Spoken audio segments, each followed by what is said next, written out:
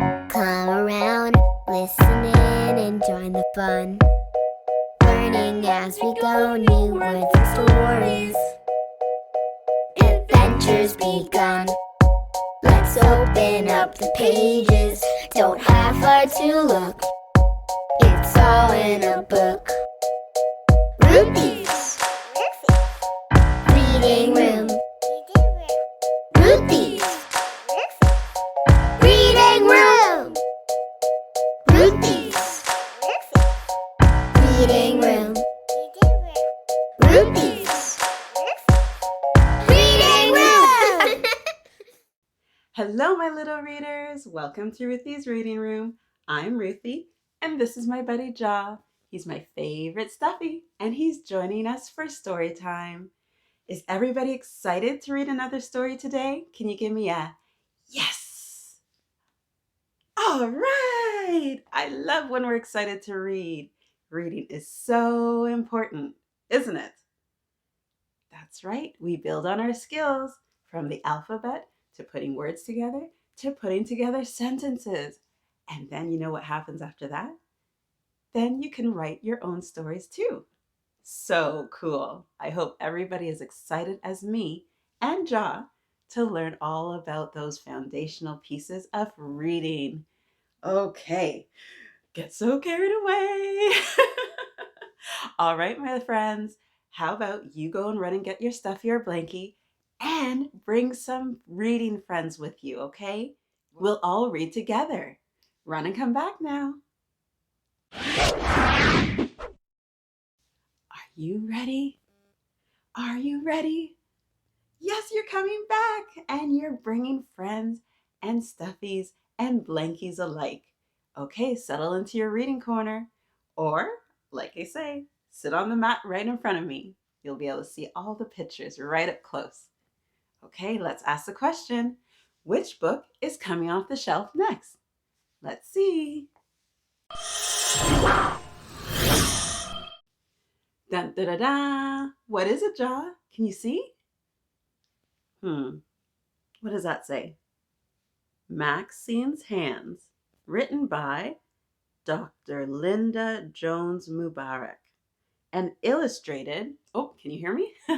Maxine's Hands, written by Dr. Lynda Jones Mubarak, and illustrated by Adwa Hernandez. Look at this. What does it look like to you? What do you think is going on this cover? Let's take a closer look. Maxine's Hands. The little girl is wearing glasses. What is she doing? Looks like she might be writing something. Oh no, she's on the computer. Maybe taking some notes. She's got a kitten next to her. Maybe that's her helper. What do we do to find out what the story's all about? That's right. Read the book. Well, let's get to it. Let's make sure Jaw is in his spot to read and see the pictures with you. And let's put our listening ears on, put our hands in our lap. All right, let me see. Oh, yes. You guys are sitting so nicely. Special shout out. Hi, Ronan. Hi, Colton. Thanks for watching and sharing with all your friends. I love that. We are ready to start. Let's get into this book, shall we? Maxine's Hands. It was another scorching Texas August morning. Maxine Hill walked past her dad as he adjusted the hallway thermostat for the third time. Wow, it's 90 degrees and it's just 10:15 a.m. I think I'll get a dream pop from the refrigerator and call Justine about our sign language practice, thought Maxine. As she opened the freezer door, she suddenly remembered that her mom told her to get the mail from the mailbox and place it on the kitchen table. Oops, I better get it now before I forget, Maxine thought. As she walked to the mailbox, she saw waves of heat billowing from the sidewalk like giant birthday streamers. Mrs. Sullivan, her neighbor, was standing in her front yard watering her plants. Thought Maxine. I think I'll check on Mrs. Sullivan and tell her about the camping trip we're planning. I haven't seen her in a while. Good morning, Mrs. Sullivan. How are you? I see you're working on your giant sunflowers again. They are huge. I've never seen flowers this large, exclaimed Maxine. I am well, Maxine, and yes, they are growing larger each week. As a matter of fact, a reporter from Channel 12 called yesterday and asked to do a special story on them. Ooh, get on the news? Someone in the neighborhood told him to drive by and take a look at my flower bed. He came by, parked his car, and fell in love with the sunflowers. Now, what about you? You are out and about very early, young lady. What have you been doing lately? Inquired Mrs. Sullivan. I've been busy with a few things, Mrs. Sullivan. My swimming lessons are scheduled very early, Monday through Thursday, 7:30 to 9 a.m., because of the heat. Our instructor says the Texas heat is too much for young beginner swimmers after 10 a.m. But the classes will end next Thursday, and we will receive our certificates. So basically, I'm just doing two things. I'm learning American Sign Language to help my dad with his hearing loss, and my parents and I are planning a camping trip at Cedar Hill State Park, responded Maxine. Well, that sounds pretty busy and very cool. Imagine learning a new language. Yep, I think we've asked before. How many of my little readers know more than one language? Yep. Do any of you know sign language? Okay, there's a few of you. Very cool. So Maxine is learning as well. My goodness, you have been busy. Max, swimming is an important life skill I think everyone should master. I learned to swim when I was 3 years old. I grew up in a small Texas town where animals, woods, lakes, and campouts were part of the way we lived. We camped out at least once, 4 times each year, explained Mrs. Sullivan. Wow, that's a lot of camping, Mrs. Sullivan, said Maxine with a curious look on her face. Mrs. Sullivan continued, Yes, but you must remember we did it often, so we were always prepared. Every family in our small town had at least 2 tents and all the equipment required, from the clothing to the cookware, and we took our dogs with us. Wow, I feel so much better after talking with you, Mrs. Sullivan. My parents and I have never been on a campout, and the only information I have is what I am finding on the internet. Dad's coworkers are telling him all about their campouts to help prepare us. Do you mind if I come back and visit with you again as we prepare for our trip? Asked Maxine. That's a great idea, isn't it, little readers? If you've never done something before, ask someone who has. You are always welcome, Max, anytime, answered Mrs. Sullivan.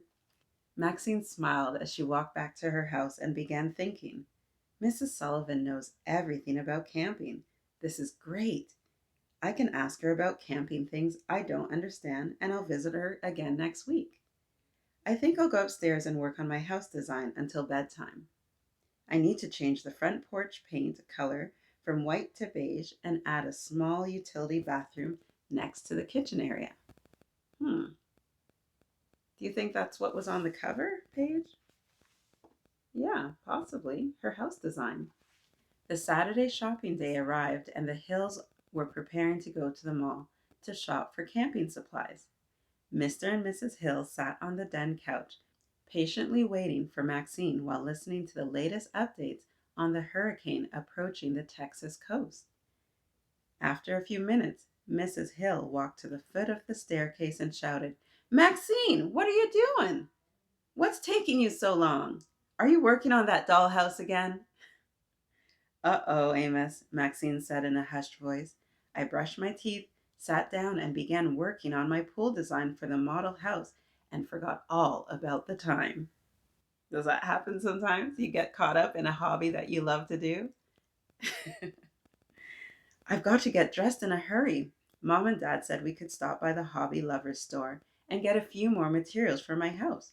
But we need to buy the camping equipment first. Yikes, shouted Maxine as she hurried to get dressed. Now she's got to move.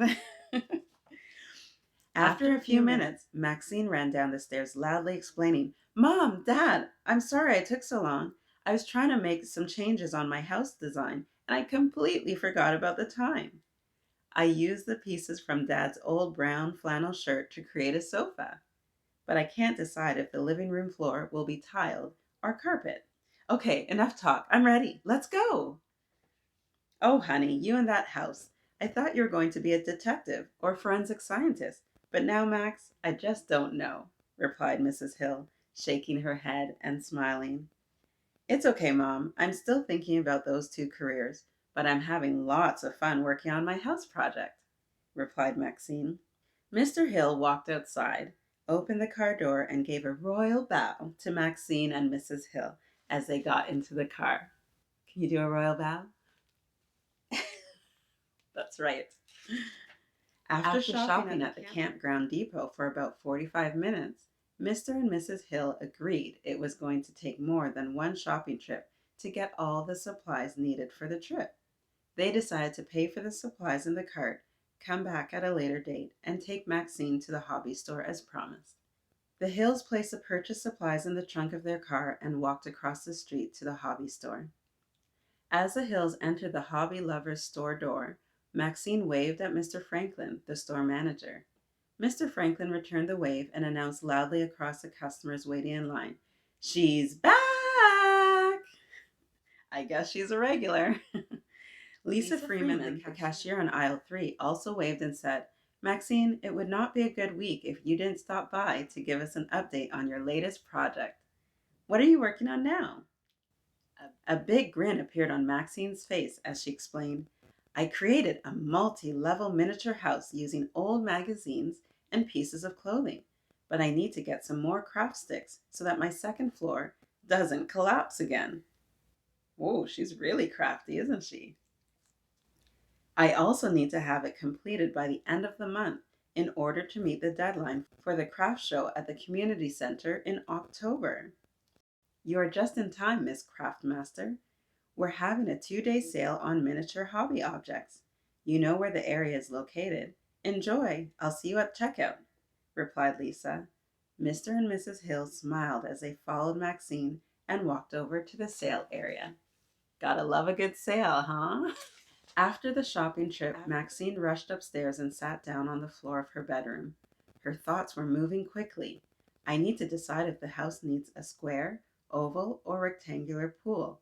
After that, I need to think about trees, flowers, a deck, and maybe a few trees. But Dad says the leaves from the trees always end up in a pool, which creates a big cleaning problem." "You know, Amos, this is not easy," said Maxine, looking at her cat. Amos looked at the tiny patio umbrellas in Maxine's hand, purred and curled up at the foot of the bed.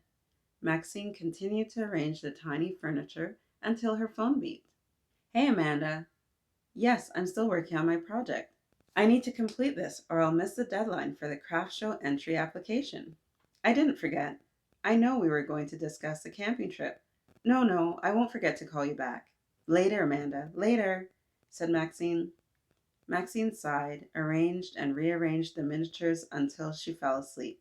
When she awoke, it was too late to call Amanda. "I'll call her tomorrow," thought Maxine. She's got a lot on her plate, huh? The second week of August passed quickly, and the day for receiving swimming certificates finally arrived. Maxine, Amanda, and the other 5 students stood proudly in front of the pool, smiling back and forth with each other and their beaming parents. Miss Gibson, the swim instructor, called out each name, added a personal remark about each student, and handed the students their certificates. When the last name was called, the kids jumped up and down while the parents yelled, "Congratulations!" Everyone applauded loudly and took endless photos. Isn't that what proud mamas and papas do? "Just one more picture. Okay, now with your sister. Okay, now with your brother. Now alone." Or maybe that's just me. No. After the ceremony, ice cream sundaes were served to the guests, and the students gathered at a big table in the lobby of the gym. They immediately began discussing their plans for the remainder of the summer vacation. Stacy, Joanne, and Pat were going to visit grandparents. Rachel and Jamal were looking forward to fun cruises with their families. Finally, everyone grew very quiet and waited for Maxine and Amanda to speak. "Well, you guys, this year my family decided to do something different, and we chose a late vacation. We're going on a fall camping trip to Cedar Hill State Park, and Amanda is going with us." "We are so excited," shouted Maxine. Yes, we are, echoed Amanda, smiling. In the meantime, I'm working on a project for a craft show at the community center. I'm building a model house from used material and only using retail pieces when I run into a challenge. Some pieces require metal, and I don't know how to work with metal yet. But I do paper clips sometimes. I love creating things, said Maxine, smiling. Do any of my little readers make crafts? Anything like a model house like Maxine? It sounds like it's really involved and really cool. Maxine, why did you decide to create a house? Asked Stacy. Maxine responded, It began 2 years ago when my family drove by a homeless family holding signs and standing on a corner next to the freeway. They were asking for help. I didn't understand that. Mom and Dad explained that many families live in abandoned buildings, cars, and on the streets. They also took me by the Harbor Resource Shelter to see families standing in line to get a bed for the night. Before that visit, I thought everyone had a house or apartment. And that's true. It's kind of hard to think about a whole family or even individuals not having a home, right? Yeah, we got to appreciate what we have, don't we, little readers? And then help out where we can. Maxine continued, While we were driving by the shelter, Dad said, Max, all human beings need three basic things in order to survive: food, clothing, and shelter. I know you've learned that in your social studies class, but this is what happens when one of the three necessities is missing. If one of the three is missing, the other two are unbalanced. For instance, if you have food and clothing but nowhere to sleep, your life is unbalanced. When you see a family on the streets, many times all three necessities need attention. After observing people of all ages standing in line for shelter and listening to Dad, I pretended I could build a home for them using whatever I found at home.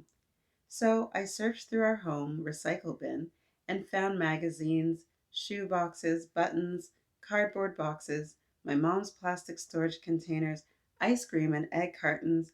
I've learned to use clothing scraps for wallpaper or carpet. Clothespins and old pencils come in handy too, Maxine explained proudly. That's awesome, Max. When I think of a small hobby house, I always think of a dollhouse with cutesy little clothing changes and fancy sports cars.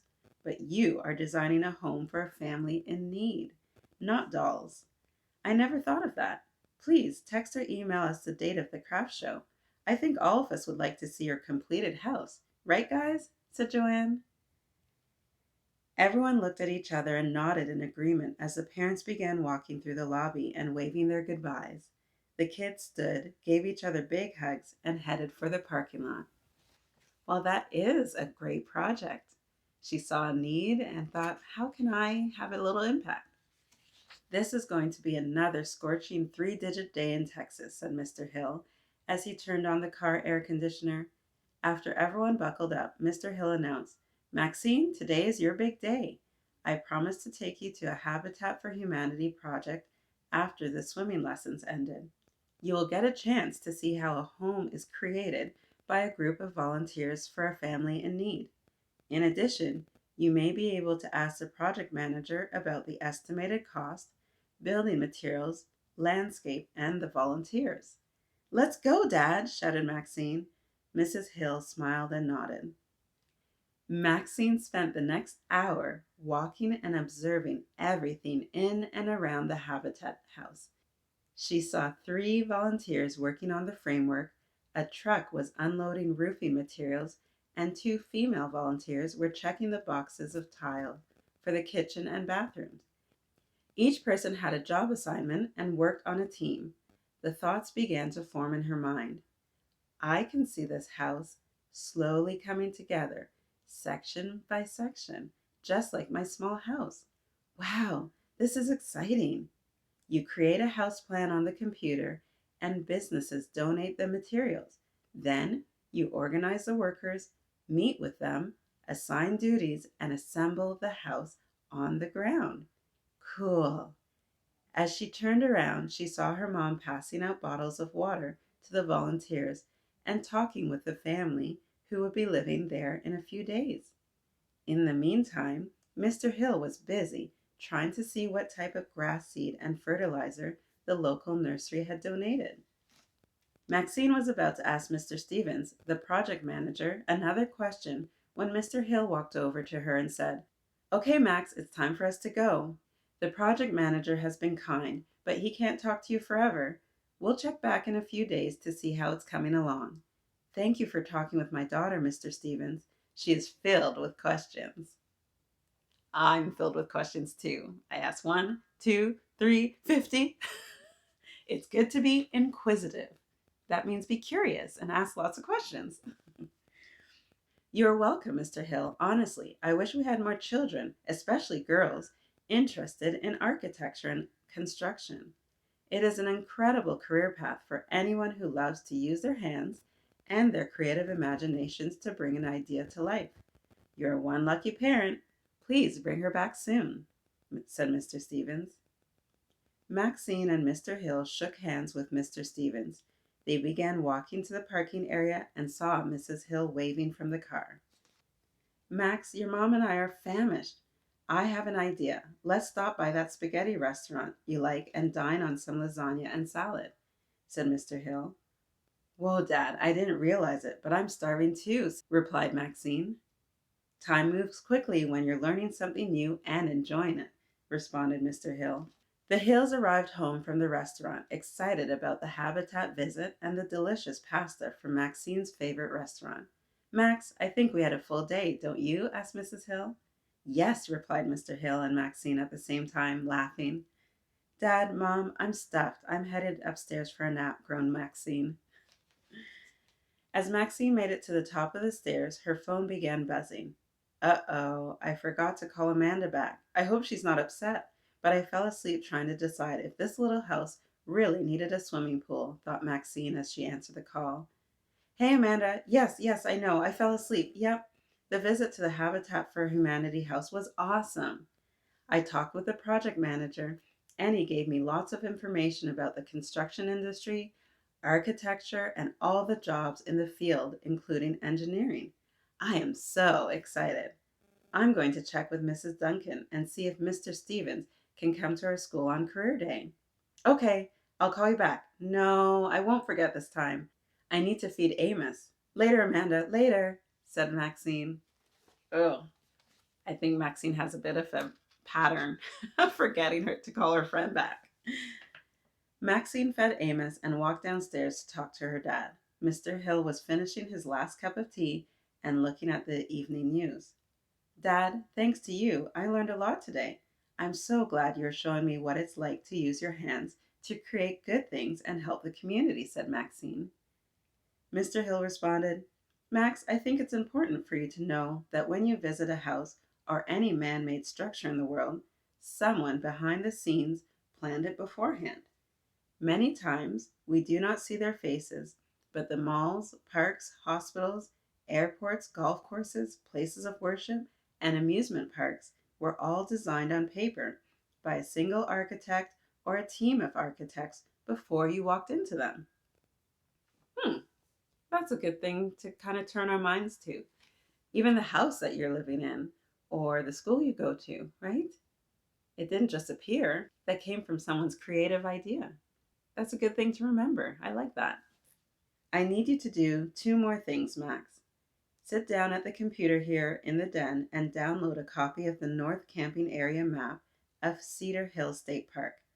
After you download the map, download a biography of a female named Beverly L. Green, and we'll discuss her this weekend," added Mr. Hill.